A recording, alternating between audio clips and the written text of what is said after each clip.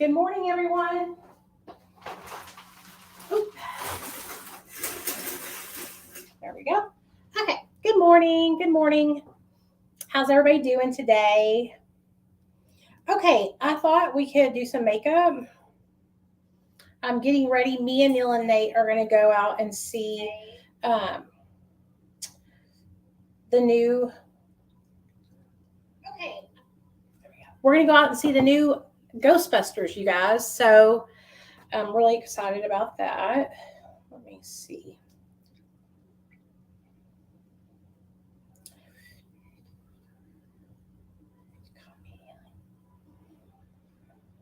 I am excited to see it. You know, Ghostbusters was one of my favorite movies when I was growing up.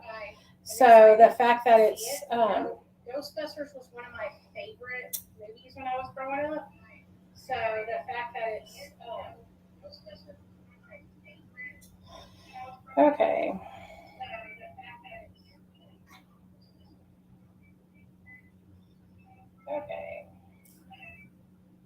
Okay. One of my favorite movies growing up, and so we're going to go see the new one that just came out. So let's put some makeup on and get ready. Also, Neil went to go pick up some Jason's Deli, and so we're going to have Jason's Deli, and then we're going to take the dogs over to my mother-in-law's house and drop them off over there, and we are going to go see the movie, because y'all know I can't leave Rocky at the house by himself because he will literally cry the whole time because he's not used to being left alone. So, hey, Becky, what's up, girl? What's up? So, we are live streaming on Facebook and on YouTube on both channels. So everybody can find me and come over and hang out. So I wanted to talk to you guys about recovery and Suboxone because I just saw a video this morning on TikTok. There's this video going viral by this guy called Blake Speaks Fire on TikTok. I call him Blake Speaks Shit because most of the time what's coming out of his mouth is bullshit. He is one of those like really loud Bible bumping religious ex-cons who was a drug addict convict that turned religious, and now he screams it from the rooftop that Jesus saved his life. But at the same time, he's screaming from the rooftops how you're still a drug addict if you're on Suboxone and methadone. And it's just super negative when it comes to people that are utilizing medication-assisted treatment as a tool in their recovery. And to me, that's like the epitome of hypocrisy, is when you're somebody who stands on your platform talking about Jesus all day long, and then you are talking down on a marginalized, a vulnerable group of people, which, let's just face it, people that utilize MAT are ostracized and looked down on within the recovery community. Okay? We are looked down on. We are told we are less than. We are told we are not in recovery. We are told we are basically shunned by other people in the recovery community. It's been going on for years. And so it's not like it's a surprise, I used to get so mad when I would see videos from people like this guy, right? It would go all over me. I would be so angry, and I would go back and forth fighting with them. Now I just say my little piece and keep it moving. Like, you can't argue with stupid, okay? You can't argue with somebody that's not willing to educate themselves. Medication-assisted treatment, Suboxone, can be used for as long, or methadone, can be used for as short or as long of a time as you need to use it. Straight up, point blank, period. No two people are the same. What works for me might not work for you. Abstinence-only recovery did not work for me. I tried to work it for over a decade, and it did not work for me. I failed miserably. I would relapse every single time. Okay? Abstinence-only recovery, honestly, it is not the only way and we've talked about this before on my channel, there's a very specific reason why that way of recovery is pushed.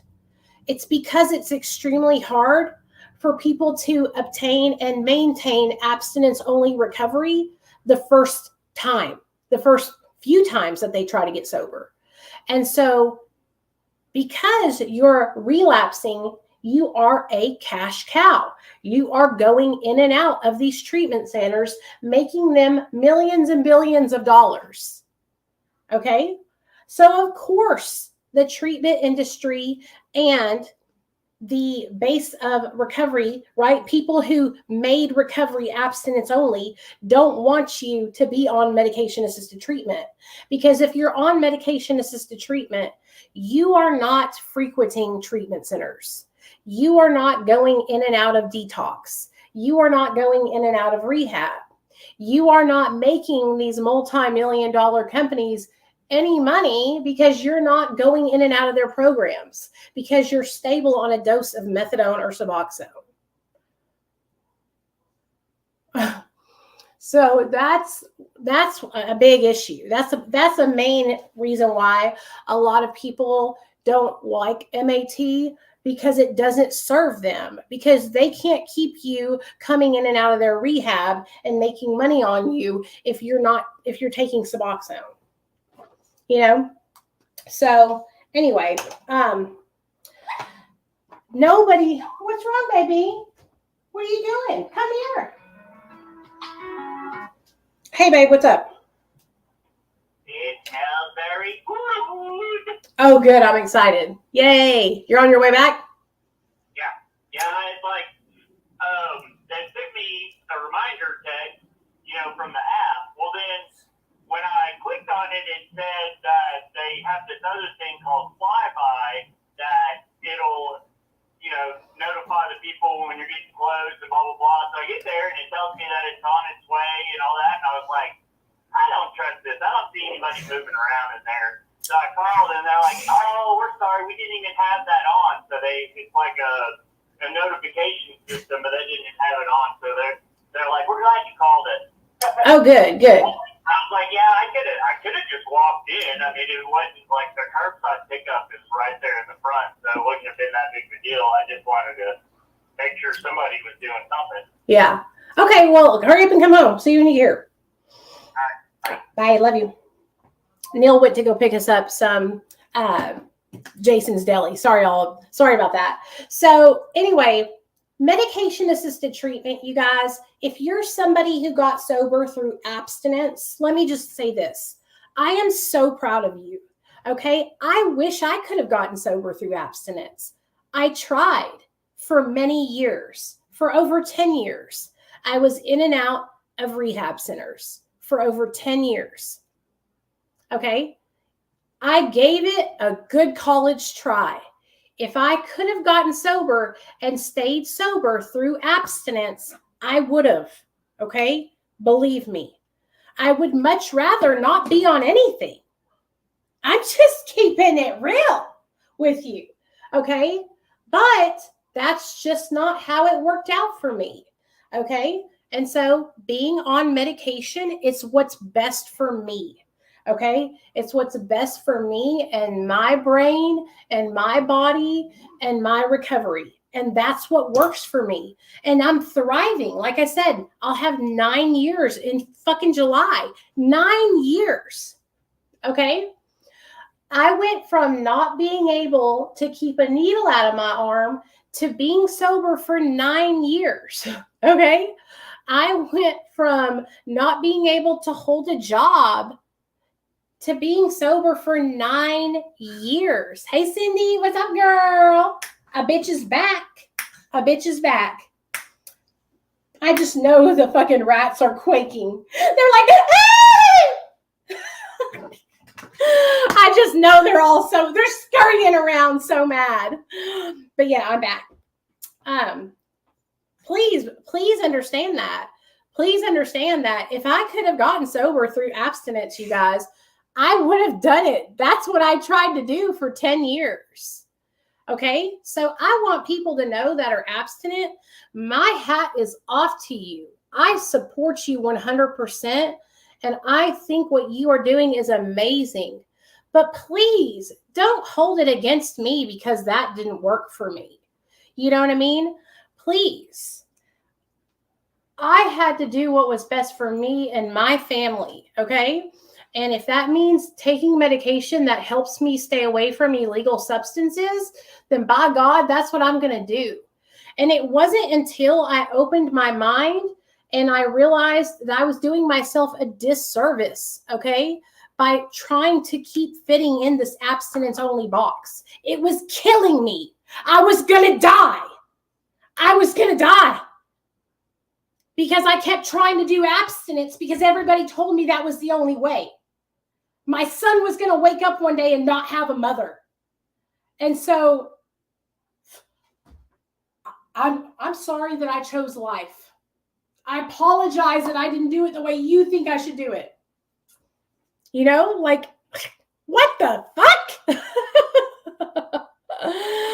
You know, like,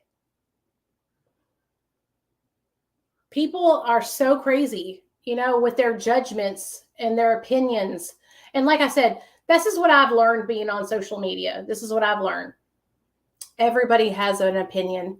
Everybody has something to say about something.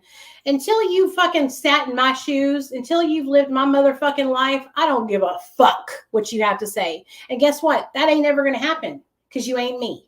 So guess what? I'm going to keep on not giving a fuck what you say.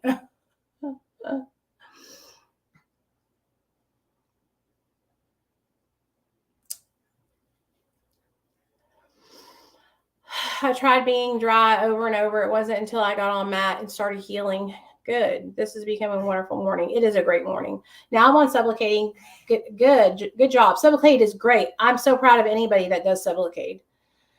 You found a way that works. Your children deserve to have you present in their lives 100%. And that's really all that matters. You know, I'm so sick and tired of seeing like people within the recovery community who think that like their way is the end all be all way, like pushing that on to other people. You know what I mean?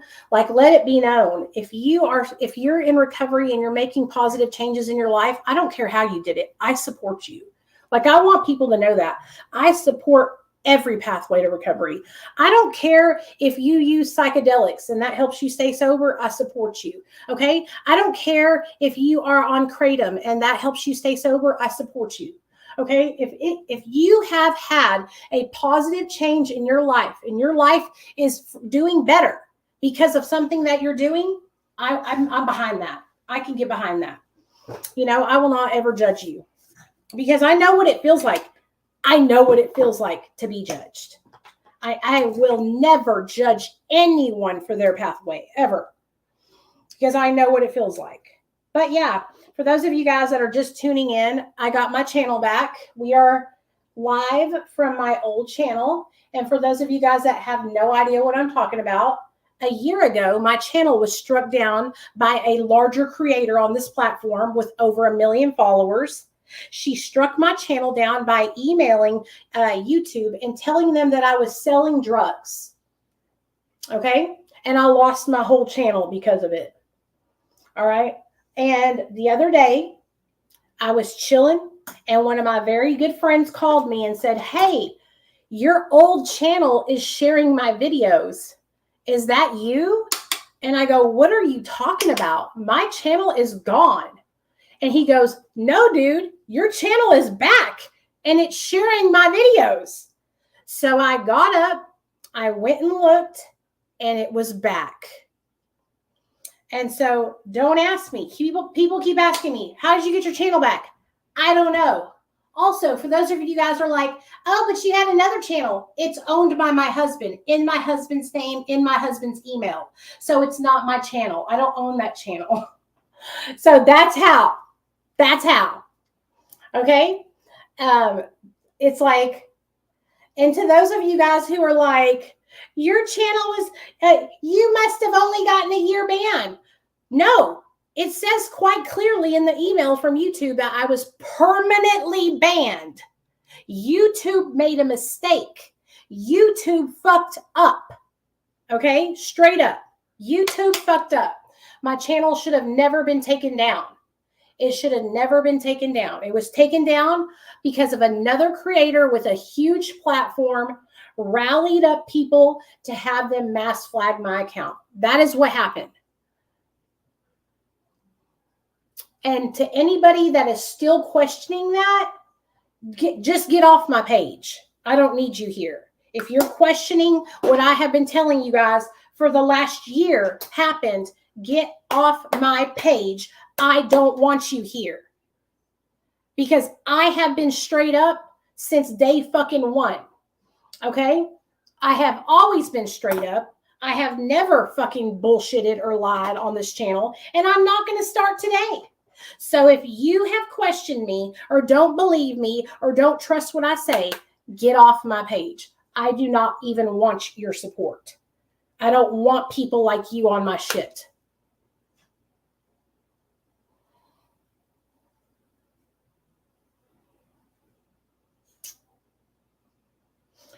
I woke up this morning and I'm down to 188. Can y'all believe it? 188. It feels so good. 188, you guys. Y'all realize that I was 247 pounds. 247 pounds.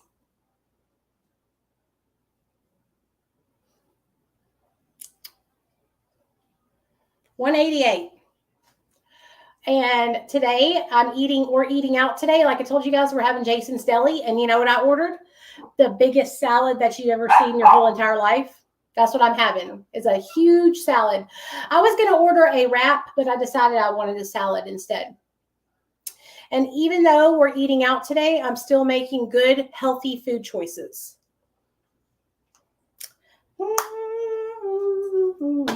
I have been working so hard on my weight, y'all. So hard. And that's another thing that a lot of people try to like discount my hard work. They say, oh, you're just losing weight because you're on Ozempic. I'm losing weight because I'm not putting food in my mouth like I was before. Straight up. Straight up. This medication has saved my life. Y'all, I'm telling you, Ozempic and Suboxone, they should pay me to be their spokespersons because I'm telling you, these medications have saved my life. Okay? Ozempic totally shut off the cravings and obsession for food. And that was my main issue with food, is that when I would eat, then I would want to eat more because I have an addictive problem. I have an obsessive compulsion, okay, when it comes to food and drugs. And so I became addicted to food. Addicted. Every time I would eat food, I would have breakfast, right?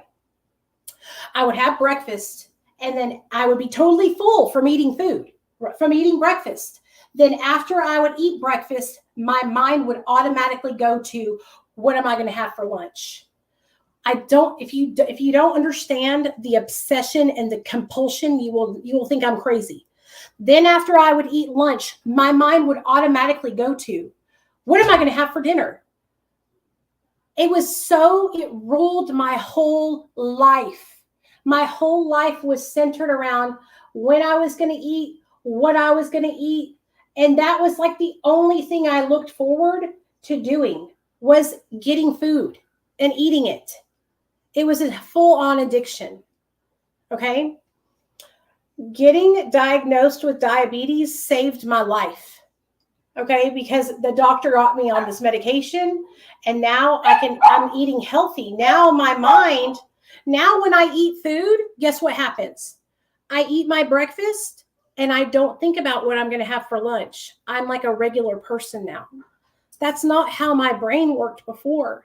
Before, food consumed my every thought, just like drugs did when I was on drugs.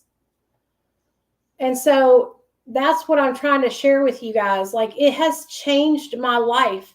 And because I'm not obsessing over food and thinking about it 24/7, guess what? I'm eating like a normal person now. I eat 1,200 calories a day.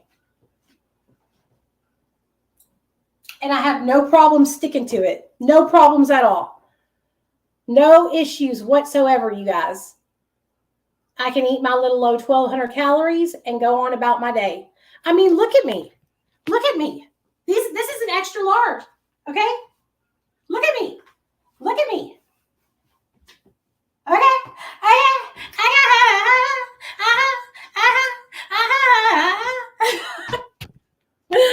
Like, I can eat like a normal person and walk away from the table. I didn't used to be able to do that. I used to sit down at the table and I could not push myself away from the plate. I had to finish everything on my plate plus what was on somebody else's plate. I could not stop. Like, I cannot explain it to you guys any better way than what I'm explaining it to you right now. If you've ever had an addiction to substances, it's just like that, only with food. And you have to eat food every day to live. Okay? So imagine how hard that is. Okay?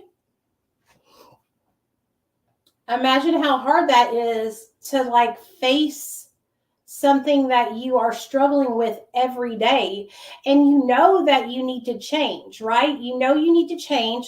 So what would happen was I would change and I would stop eating so much and I would stick to it. I would be doing good for like a week, right? And then guess what would happen? I would fall back and I would make one mistake and I would overeat. And then my mind would tell me, oh, well, you just fucked up all your progress. And then I would go right back to what I was doing. And I would just constantly binge, just like drug addiction. Just like drug addiction. I have insurance through the federal government because my husband works for the government. It's Aetna. But I don't get my medication from the pharmacy anymore. I get it from a website. I just get the peptide. I don't pay for the name brand Ozempic. Do you know how much it is with my insurance? $400. Bitch, I ain't got $400. I pay $150 for a 10 milligram vial of the peptide semi. Yeah, my salad here. And it, like I said, it has saved my life, you guys. But like I said, it's not because this medication is a speed medication. It's not because it's speeding up my metabolism. None of that. It's just because I'm eating less. Quite literally, that's what's happening. Okay. My blood sugar is balanced now. That's another thing because I have diabetes. This medication is to treat my diabetes. It is keeping my blood sugar at a normal rate. Okay. No, link it in this chat. You can message me privately and I'll give it to you though. Okay, babe? No offense, nothing, no offense to you. Okay. It's not anything to you. It's just to protect the website. So you can message me privately and I'll be glad to hook you up.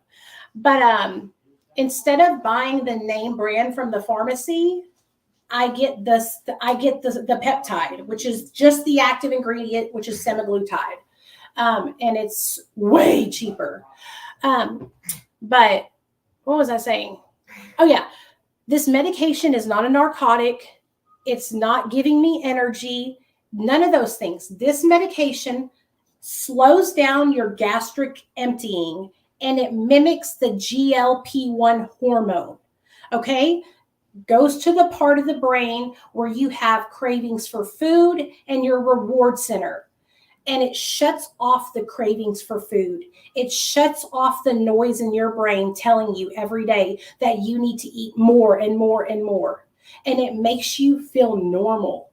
That's what I've never felt like a normal person when it comes to food. I've always had a problem with food. I had a problem with food long before I ever had a problem with drugs. And now I can sit down and have a normal serving and walk away. So that's why I'm losing weight, because I'm eating like a normal person now, not like a binge eater. And that's what I ate like. I was binge eating. So anyways, I gotta go eat my salad. It's gonna be so good from Jason's Deli. But I love you guys, and I just wanted to come on here, and I'm gonna put a little bit of mascara on with some lip gloss, and that's really all I'm gonna do, just some natural makeup today. But if you're struggling, you're not alone. I know what it feels like, and I finally got desperate enough and went and got help and found out I had diabetes in the process and got the help that I need. So don't ever be ashamed to get help. Don't let anybody shame you because you're actually using technology and medicine to help save your life. That goes for Suboxone or Ozempic. Okay. I ain't never seen somebody hate on somebody for fucking improving their life unless the motherfucker was miserable. Okay. I've never seen a fucking person who had a great life, who was successful, hating on somebody else for improving their life. Okay. Like I never seen it. Okay. But I see it all the time with people who are jealous because they don't want to make a change. They don't want to try something different. They don't have the courage to reach out to a doctor or go get on Suboxone or go research Ozempic or semaglutide. They're scared to do it. So if you want to be a hater, you can keep on hating, but I'm just going to keep on losing weight and looking great. Okay, bye, y'all.